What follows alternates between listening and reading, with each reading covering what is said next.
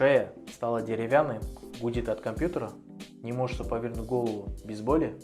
70% офисных сотрудников жалуются на постоянную боль в шее. Это не просто усталость, это сигнал, что позвоночник уже страдает. Валамет – мягкие, но эффективные методы без мануальщиков-ломателей. Работаем с причинами, а не симптомами.